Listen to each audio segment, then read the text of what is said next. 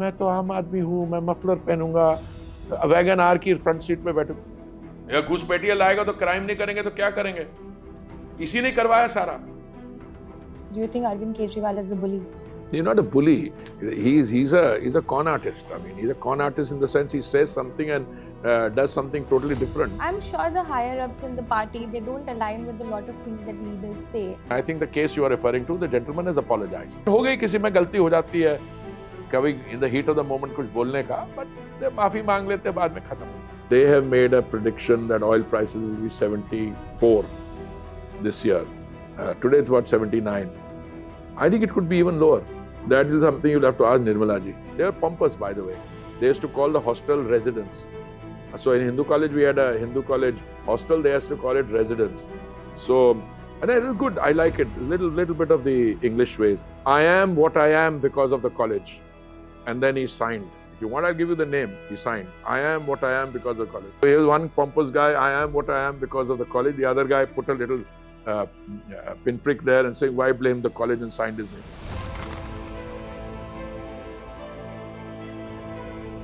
Hello and welcome everyone. From bureaucracy to politics, we have Union Minister for Petroleum and Gas, Hardeep Singh Puri Ji, with us here today. We will talk about Delhi elections, fuel pricing, but also try to know the leader beyond politics. Hello, sir. Sir, let's start with Delhi election. How is BJP's preparation looking like?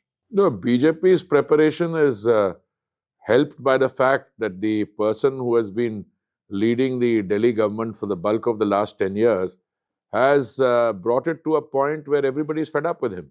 So, the taps, instead of producing clean water, are dispensing sewer water. Electricity bills are 6 times what they should be. Faulty metering. Every 5 years he says ki if I can't clean the Jamuna ji, I will not come to you for votes. Twice he's made that claim, and third time, without any shame, he has turned up to vote. So BJP is looking at a challenge in Delhi, which is circumscribed by very strong anti-incumbency, which is fueled by total lack of credibility, and that credibility itself is on account of the fact that they started out as an outfit against the Congress's corruption, and now has become the most corrupt outfit in India, and is in fact vying with the rest of the world, in the rest of the world, for being the most politically corrupt outfit. So BJP needs to get its development plank, because the Honorable Prime Minister has demonstrated beyond doubt that good politics comes from good governance. So when the Prime Minister assumed office in 2014, he talked about Pradhan Mantri Awas Yojana. 4 crore homes have been given to Labharthis, to beneficiaries, not implemented by Mr. Kejriwal in Delhi. He talked about healthcare for everyone. A scheme called Ayushman Bharat makes it possible for a family to get 5 lakhs of rupees in a year for all forms of medical treatment. He does not implement that in Delhi. So we have said that whatever is available in his world-class mohalla clinics, apart from that, Delhi residents can get Ayushman Bharat up to 10 lakhs. Then he talks about, XYZ, air pollution. He talks about this thing. And whenever you ask him, why have you not been able to do it? Oh no, मैं तो करना चाहता हूँ जी, वो LG साहब नहीं करने दे रहे. And his personal corruption is shown by the fact that he said that he was a common man, आम आदमी. मैं तो वैगन आर की फ्रंट सीट में बैठूंगा, लाल बत्ती नहीं करूंगा, मैं सरकारी गाड़ी नहीं लूंगा. Apparently, in response to a RTI query, the answer given by the Delhi government is that rupees 1.54 crores have been spent on providing cars to him. He's not the only one. The rest of them are exactly the same. But more seriously, his entire political plank was part of the anti-corruption crusade of Anna Hazare ji. उनके साथ मंच पे बैठते थे. And if you go to Anna Hazare ji now, he will tell you, he said this guy is intoxicated by power and corruption, both. So the main point is, he made an assertion, and I come to that is the enveloping thing. In 2012, that had it not been for the CAG, the Congress would have sold the country.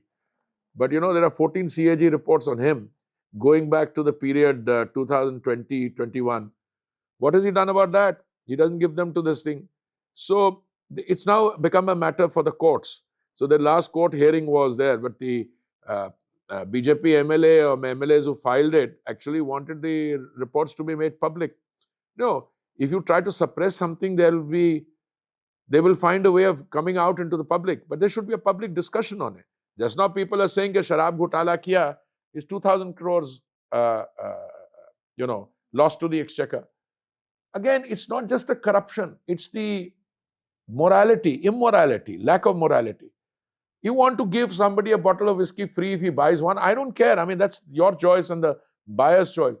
But to open liquor vends outside gurudwaras, outside schools, that is where, people, there is palpable anger amongst the people, and this time Apda is out.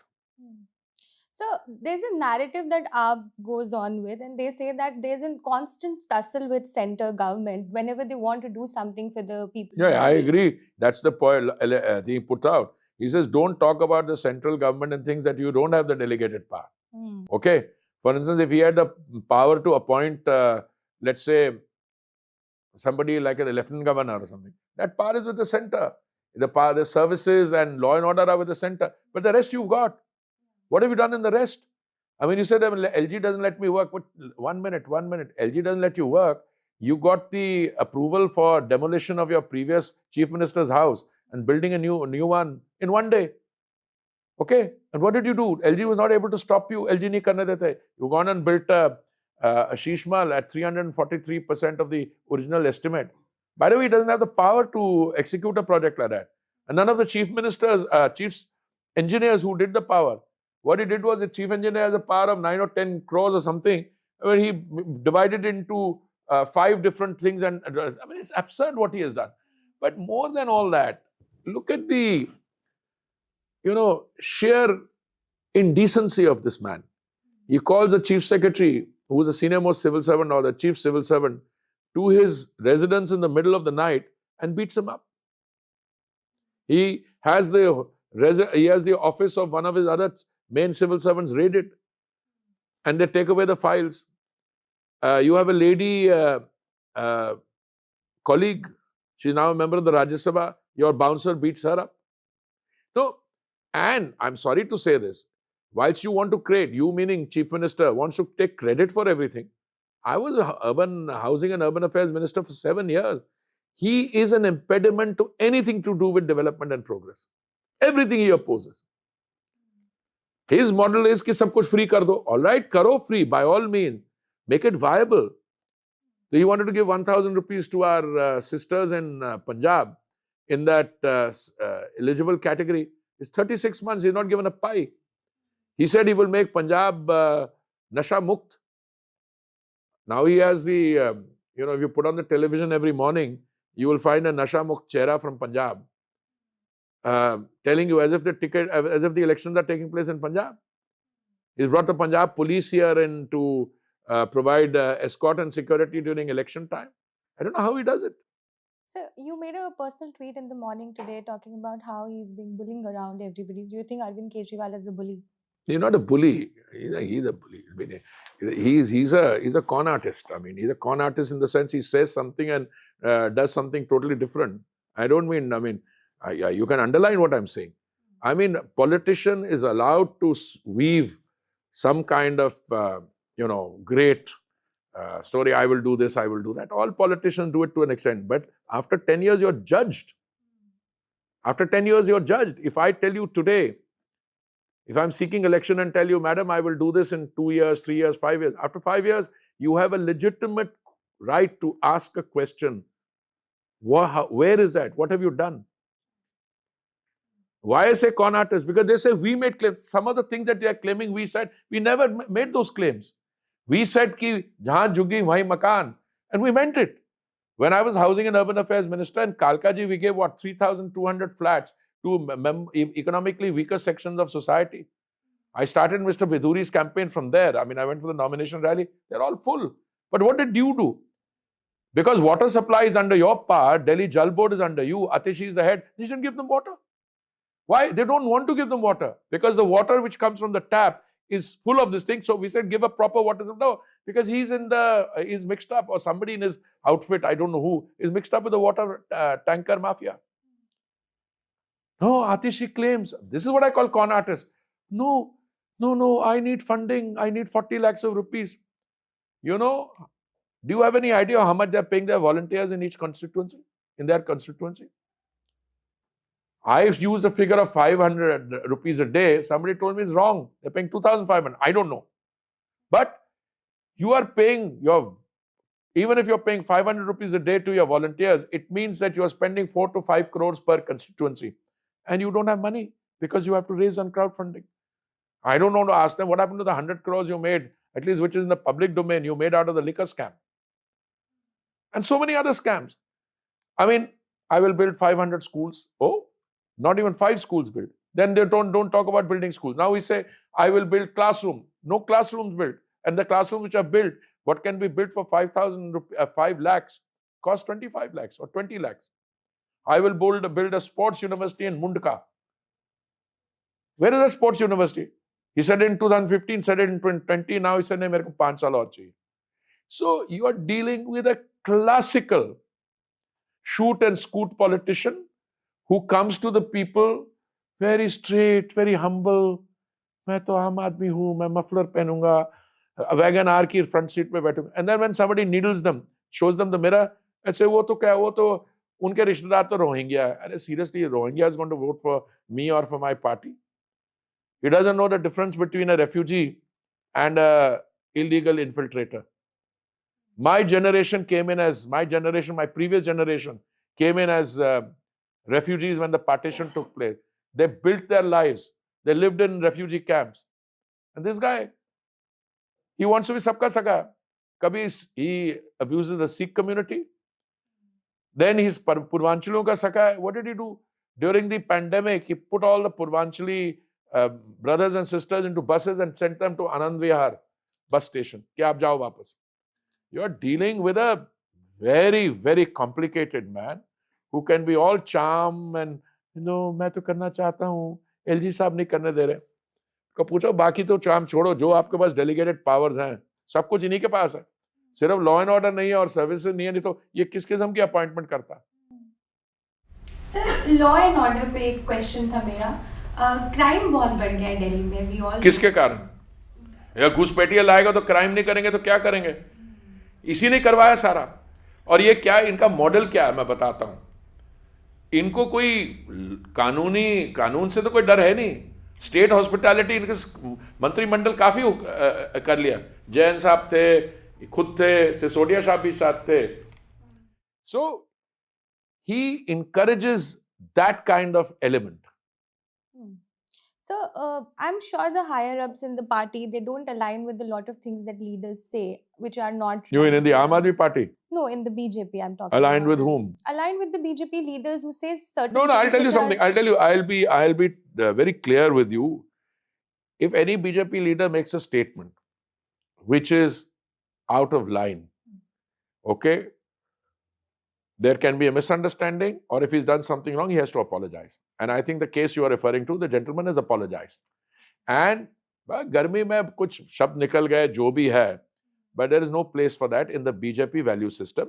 And I can tell you with total confidence, I mean, now this is my 8th year as a minister. I've had the privilege of knowing the senior leadership of the party. They have zero tolerance for this. But ho gayi, kisi mein galti ho jati hai, kabhi in the heat of the moment kuch bolne ka, but they माफी मांग लेते, बाद में खत्म हुई बात. And the people who are facing charges? No. And look, if anybody is facing a charges, he'll have to go through the charges. Make no mistake. Look, there is something that people level as a criticism against us. It's misplaced.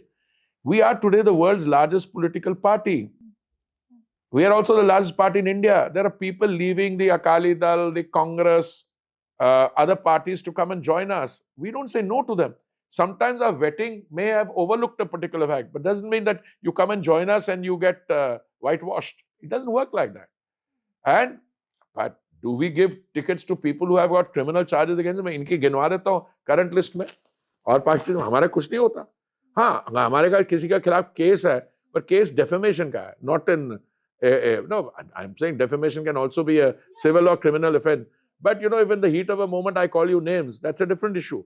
Then for somebody who has a charge of killing somebody. Or like sexual assault Or or things like that. exactly, rape or sexual assault, whatever. Yeah. Okay, then I want to genuinely ask you about your Delhi University days when you were studying, and how was The it? best years of my life. They were, yeah. Yeah. So, how was the culture back then? The theater, were you a part of any theater group? And No, I was very active on the Delhi University student scene. Hmm. I mean, I contested an election Yeah. when I was in MA previous. In Hindu college, instead of a student union, you have what is called a college parliament. So I was elected college parliament, prime minister of the college parliament. I was very active on the debating scene. I was also active in other activities. So I had I would say, a full 5 years of active life. Then I did well academically, well in absolute terms. I got a teaching job in St. Stephen's College. I taught for a year. That's when I had, when I choose my words carefully. I was in the teaching faculty, and the students and the student body were people like Shopan Das Gupta, Chandan Mitra, Shashi Tharoor, Thak. What is Thak's name? Thakurta. Uh, Paranjoy Gua Thakurta. A very eminent group of people. We also became friends. Some of them were a bit more pompous than the others. And St. Stephen's College has this history of wanting to, put a little needle in that pomposity. They used to have what is called a guest lecture series in residence. They were pompous, by the way. They used to call the hostel residence. So in Hindu college, we had a Hindu college hostel. They used to call it residence. So, and it was good. I like it. A little bit of the English ways. So one person who later on became a foreign service officer, but I don't know what he was. He was already a politician. He went there and he wrote in the register, you go for a guest lecture, so you write your name, who you are. So he wrote here, I am what I am because of the college. And then he signed. If you want, I'll give you the name. He signed. I am what I am because of the college. Another politician who was also a foreign service officer and also became a minister later, underneath wrote, why blame the college? And signed this thing. So here's one pompous guy, I am what I am because of the college. The other guy put a little pinprick there and saying, why blame the college, and signed his name. So it's a great place. Delhi University has a lot of intellectual. By the way, I had the privilege of editing a volume when Delhi University completed 100 years. I'll present you with that. If you can get me a copy of that book, Delhi University at 100. And when the publisher asked me to edit it, I said on one condition, that I will not go by the selection of people. You can suggest people. What I did was I literally culled out what I thought were the most prominent alumni of the college from my generation. I literally went by that. And of course, colleges, Delhi University is 100 years old, so I couldn't go beyond that. So I got whomever I approached, lo and behold, they all agreed. I wrote to Amitabh Bachchan ji, and he turned around and wrote me a long handwritten letter saying that, I was not a serious student. I used to only go and stand behind outside the back gate of Miranda House, and in a nice way. It was extended. So I wrote back to him. I spoke to him and wrote back to him, sir, would you mind if we use this as a forward? And he turned around and said, no, not at all. So it's a book which is Delhi University at 100. Since you asked about the university and thought came to me, it is edited by me and forward by Shri Amitabh Bachchan. And let me read out the forward. He says, when the Honorable Shri Hardeep Singh Puri wrote to me about his plans to publish an anthology to celebrate the centenary of Delhi University and invited me as a celebrated alumnus to write a few words, I wrote back and told him that I was the wrong person to be asked to do this. I did not believe that I fell into this category of eminent personalities he had given reference to, as my years at the university 58-61 were an academic embarrassment to me. If I were to write something, it would be rather frivolous. No, but I said, not that. I mean, he may have chosen not to concentrate on academic, but what a beautiful foreword he's written. He writes about Frank Thakurdas, and who was a legend. He calls Mr. Thakurdas remains a part of me. This is Frank Thakurdas of the Dramatics Club. Paid me my first compliment when I performed in a stage production of Maxwell Anderson's Winterset. He said he recommended me to the USIS Drama Company to play the part of Abraham Lincoln and chose me for the part of Zeus in Ben Levy's The Rape of the Belt, staged in Miranda House. Then he talks about Dr. Sarup Singh, a messianic educationist, was the principal of Kiroli Mal, later vice chancellor. So, these are the real life experiences. And then I'll tell you, but I've written an editor's note also. Of course, not half as colorful as Amitabh ji's, but I'll tell you, other people who have contributed are former Vice Chancellor Dinesh Singh, Sanjeev Sanyal, Shashi Tharoor, Dhananjay Chandrachud, who was then the Chief Justice of India, by the way, Lakshmi Puri, Imtiaz Ali, the famous filmmaker, Arnab Goswami, Ryan Karanjawala, Bibek Debroy, Meenakshi Gopinath, Kiran Rijiju, Namita Gokhale, Vijay Shekhar Sharma. Now, this is what a university is made up. I mean, I always ask myself, what makes a university? Good students, teachers, and the atmosphere that they produce. Now, moving forward to your bureaucracy days, how was that? And how is it different from being a minister? You've, of course, served many prime ministers, but then... No, I served many prime ministers, but differently. It's one thing to be a joint secretary when Vajpayee ji was prime minister, and because of his graciousness and we had access as joint secretaries to the PMO, etc. But that's one thing. It's quite a different thing to when I was secretary and Dr. Manmohan Singh was prime minister. So you met him. I was ambassador. I hosted him. But when Modi ji, I'm part of his team. So to that extent, no two experiences are alike. And certainly, if you have a 39-year career as a civil servant, there'll be many prime ministers. I worked with Mr. Rajiv Gandhi also. And there are photographs of me turning the pages when he's signing the India-Sri Lanka agreement. But each experience is very different. And with Modi ji, it's a very different experience because he's somebody, I've had the privilege of knowing somebody that I deeply respect, and he's a very hands-on prime minister. In fact, of all the prime ministers of India, he's the only one who came after real hands-on experience for 12 years as a chief minister of a big state. I mean, the others may have been chief ministers like Mr. Narasimha Rao, but not that kind of experience. You read a lot of books. I have one of the better libraries in town. Yeah. Oh, yeah. So can you recommend like 3 good best books that you've ever read? Very difficult, but no, but they're different genres. They're different genres. If you non-fiction, if you can mention. No, non-fiction. No, non-fiction. I would say, depending on what your interests are. If you are looking at non-fiction in a global context, then I would recommend, books which go to the heart of the human mind and processes. I mean, one of my good friends is also one of my favorite authors. He's probably the world's leading intellectual, Nassim Nicholas Taleb. If you want to have an understanding of things, for instance, Black Swan, Anti-Fragile, these are top-class books. And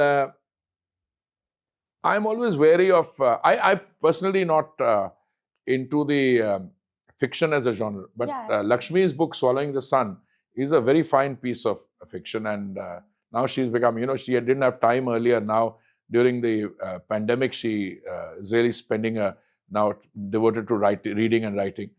But, depending on the area that you have, so much of non-fiction, world-class comes out. And some good stuff comes out of India also. Yeah. So, I mean, in India, if you go to the Jaipur Literary Festival, you're delighted what is coming out. It's and especially writing in the English language. India is a very productive and fertile, literary landscape. For sure, yes. Essentially, I wanted to ask that whoever young people are watching the interview, what is the key difference? What changes when you are a bureaucrat and you're responsible as a politician? No, if you are basically, whether you're a bureaucrat or an academic, and I've been all three, I've been all four. I started life as a private sector person. I joined Hindustan Lever when I had not even got my results in postgraduate. I didn't. I left that for a teaching job. Took the UPSC exam. So I've been private sector, academia 1 year, 39 years in the Foreign Service. Then 6 years I did international think tanking. I was senior vice president of the International Peace Institute in New York, and Secretary General of the Independent Commission, with the UN system had appointed, along with Prime Minister Rudd. And then eighth year as a minister in the Modi government. Look, each phase has its own requirements. But somebody told me that you probably found the transitions seamless, because even when you were a civil servant, you had political objectives in terms of getting a work done. I mean, if it's a bureaucrat, you push the file around and kick it around all the time, you won't get anything done. So if you are clear that bureaucracy and the politician and the academic, they all work for the country's good, I think that there's not much of a transition. So now coming to the fuel prices, now what is BJP's, the central government and the ministry's plan to stabilize the petrol? The prices are very stable. Today the situation is that the prices are totally stable. And we have the lowest fuel prices in the world, because the Prime Minister on 2 occasions, actually 3 occasions, 2 major occasions, cut the central excise. In November 2021 and in May 2022, he cut the excise on petrol and diesel by 13 rupees and 16 rupees. And today we have a situation in which prices are lower than in our neighborhood, lower than in the outside world, and the prices have actually come down. But with the election of President Trump and his taking over as President of the United States, earlier I used to say also there is more and more crude oil available in the world. There's no shortage. But I think President Trump's action, the US produces 13 million barrels a day. They will start producing another 1.5 million. And I think he is also committed to ensuring that world prices will come down. So I was just giving an interview to somebody who is in this business about oil prices, and they have made a prediction that oil prices will be 74 this year. Today it's about 79. I think it could be even lower. But we'll have to navigate whether the prices come down or up. We'll have to make sure that there's no shortage of either availability or affordability or the sustainability, the green transition. So the budget is coming, Abhi. So what can we expect now? That is something you'll have to ask Nirmala ji. Okay, what is the ministry expecting? No, I can't. I'm not going to speculate on the budget out of discipline. That's all. Okay. So the government's energy policy, is it aligning with the climate goals that we also yes, have? Absolutely. Because we have to ensure sufficient availability, affordability. But the most important thing is our green energy stuff is going up. Biofuels, before Mr. Modi became Prime Minister, it was 1.4, 1.5% of blending. Today, it's nearly 20%. We were supposed to complete 20% by 2030. Then we brought it 5 years forward till October 2025. We'll probably do it next month. So our biofuels are increasing, green hydrogen is increasing, EVs are increasing. So yeah, it's compatible.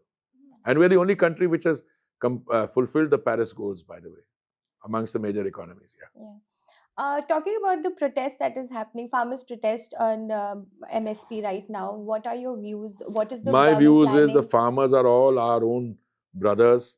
They've contributed a lot. Some of them are misled. I think the government has done very well in terms of opening lines to them and telling them that whatever their legitimate demands are, the government stands ready to meet them. Yeah, Mr. Dhaliwal was. He made a statement. I saw that statement. He's taken medical aid, but he's still fasting. So no, he's not taken any food. He has taken the medical pipe. But it's been a long fast. I wish him speedy recovery. What are the broader goals in Modi 3.0? No, 3.0 is that you're going to take this to a Viksit Bharat and you lay the foundation. And when he inherited the economy in 2014, that was a fragile 5. You know, like when you travel, you put a sticker on your suitcase, fragile, handle with care. From fragile 5, we have now gone to being the 5th largest economy. This year will be the 4th largest economy if you take the IMF figures, and another year or two, 3rd largest economy. From there to Viksit Bharat, that's it. Hope so. Yeah. Just last question. Anybody who's watching this interview wants to join politics, what will be your advice to the person? Come and join the BJP. Very good training ground, and it's a very good opportunity to get your lessons in development, samaj seva, etc. But my point is, don't join politics if you think it's a full-time profession. No. You join politics as something additional you can do. You can't join politics in order to earn a living. So if you're a lawyer, please do become a serious lawyer. If you're a teacher, you do political activity on top of that. Well, I know what I'm saying may upset a lot of people, but I genuinely believe people who come into politics, like Mr. Kejriwal, he came in for the wrong reasons. He was taking a sabbatical. I was sitting with with Jaswant Singh Ji when he was an IRS officer. His application came up, and Jaswant Singh Ji said, "देखिए ये पढ़ाई करने जाना था." मैंने ये पढ़ाई कहाँ करेगा? अभी तो he was an income tax officer. So that's the wrong way of. He's made politics and deceitful politics, right? He's made that into a profession. That's why I called him a con artist. वो कहता कुछ है, करता कुछ और है. Okay, thank you very much. Thank you so Thank much. you. Thank you. Thank Thank you you. so Thank much. you. Thank you so much. Thank you so much.